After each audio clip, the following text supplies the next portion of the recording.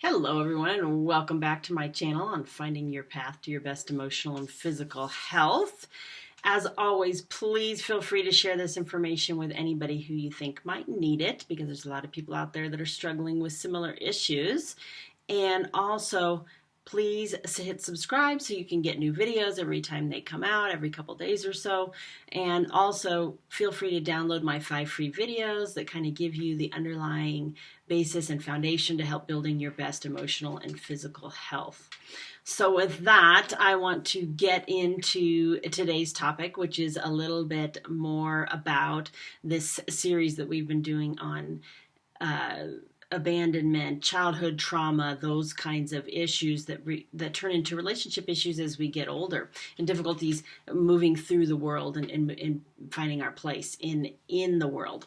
So we've been talking about childhood trauma, complex PTSD, and all of those things. And I want to talk a little bit about abandonment as being the primary issue actually in these traumatic situations. A lot of the times we have patients that are like, well, so-and-so had it way worse than me because they were hit all the time, or they were called names, or some of the real obvious abuse issues. And while those things are very overt in what they do to someone's psyche, there is also the kind of covert abandonment stuff that goes along, not only with that, because they're not there to support someone's emotions and their experience, but also there's the parents that are just neglectful, that are just not emotionally there for their children anyway. And they may not hit them, but they withdraw, and they're not there to support that child's experience. And that can be equally as damaging. So that is kind of, people don't recognize that as damaging as it really, really is. So if you kind of are worried about whether or not you've been traumatized, listen to this video, because it's going to explain that you do have a valid experience if that's something that has happened to you. And sometimes these people will kind of get messages of maybe disdain or not important, right? That's the big one, that you are not important, that all these other things are more important than you. And then that becomes internalized by the child. And that's probably one of the most damaging ones, because the child who goes through this, or the person with complex PTSD, develops this idea that they are not important, or they are less than when compared with other people. And they end up giving away a lot of themselves in an effort to maintain connection and kind of try to build some kind of connection to another human being. Or they don't at all, and we're going to talk about how that kind of that abandonment integrates into all kinds of traumatic responses when we start getting into the actual 4 trauma types. But those, they might just totally withdraw from any kind of connection to others because it's too painful. So they actually have a lot of problems with feeling vulnerable and having difficulties with expressing themselves, because any inclination or trend towards an authentic relationship will actually kind of, with that vulnerable self-expression, will actually activate the neural networks of self-loathing, because they feel like they don't deserve that, or no, they're not supposed to have that.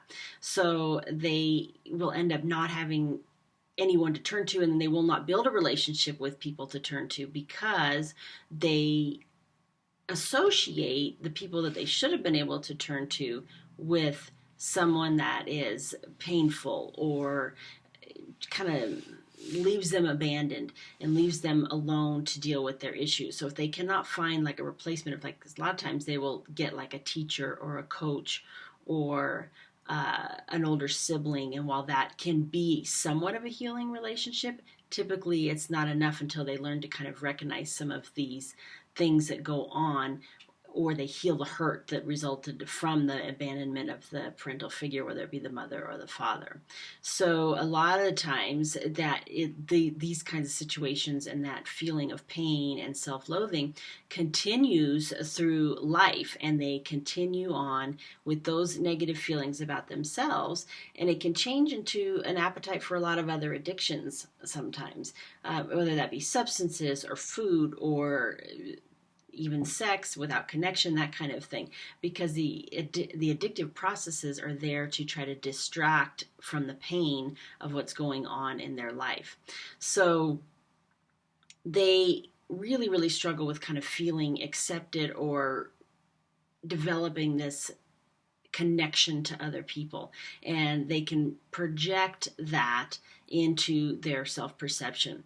So when love or connection is offered maybe by a secure person, whether that be a therapist or a partner or whatever, these people can really also be triggered into the abandonment, and the ability to open up and connect to that lays dormant because it's just too scary.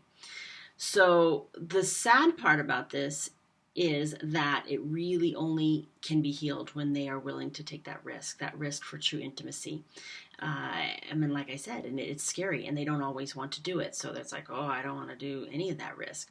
So they have to either decide that they want the potential, the pain of changing is less than the pain of staying the same, or they can decide, no, I'm going to stay the same and I'm going to live my life like this, and I'm going to accept what I cannot have. And that's a choice too. Sometimes they will choose that, and depending on how damaged they are or how much they hope for something to be different, then they will decide whether or not they want to actually move forward and make these changes. They may not believe they can make the changes, because you have to attempt real intimacy with a secure person to be able to heal those damages and actually move forward.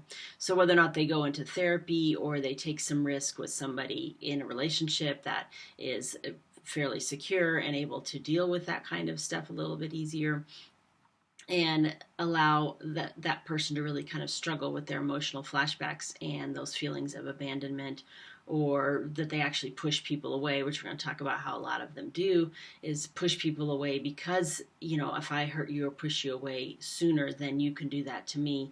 It's just easier than I'm making the choice, and I don't have to feel the hurt.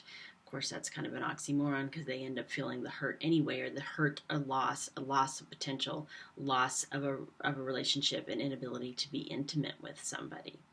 So abandonment and neglect are real things, and they are equally as powerful as being hit and being called names and other forms of torture, for lack of a better term, or abuse that is done to children.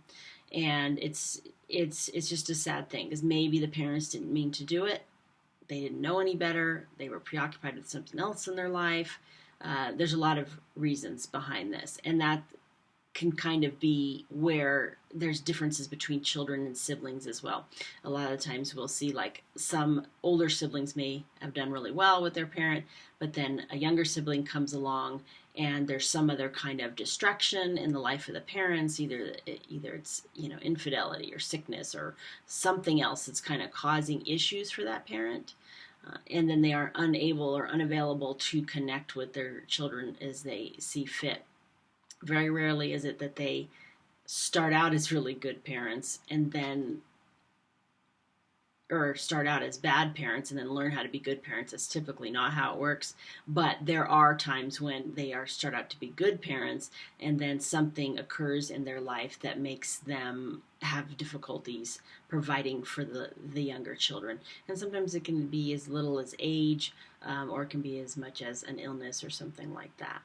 So that's all I have on abandonment for now. So please stay tuned, and we'll start getting into the different trauma responses and the combinations that kind of affect people and how they interact with their world.